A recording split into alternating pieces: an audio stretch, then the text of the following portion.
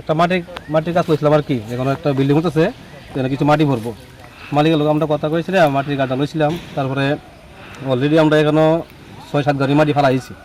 ফালাই দেওয়ার পরের দিনকে আমরা যে রেটে লইছিলাম এতে একটু কম রেটে করিয়া রাজু ফাল উঠি আসার চাকরি করে রাজু ফাল তে আইসি এই মালিকের লোক কথা কইছি আমরা লইয়া মানে ডিস্টার্ব করতেছে আর কি আমরা।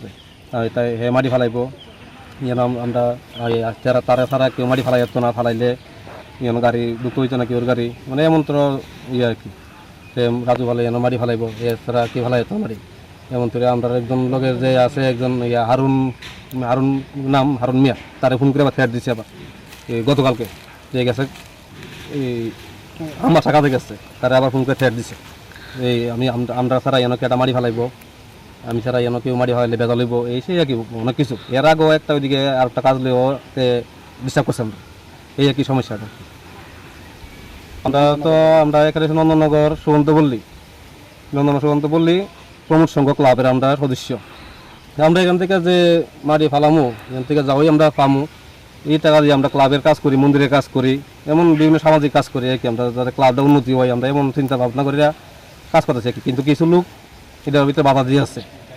আমরা পাড়া তো 2-3 লোক আছে নিয়ে খালি মাথা করে খালি পেট ভরতে হয় এমন চিন্তা আর কি। আর রাজু ভালো হয়েছে তো ডাইরেক্ট এনে আইসে, কিছুক্ষণ আগে আইয়ে গেছে, আইসে কথাবার্তা কয়ে গেছে এনো তো এখানে তো মাটি ফালাইবো, আমরা মাটি ফালাই যেতাম না এমন কথাবার্তা কইছে আর কি। আমাদের তো টিএসআর চাকরি করে, আমরা জানি টিএসআর চাকরি করে। এরপরও আমরা যে বেকার পোলা বানাচ্ছি তার কোনো চিন্তা নাই, এটা সমস্যা করতেছে আমরা লোকে।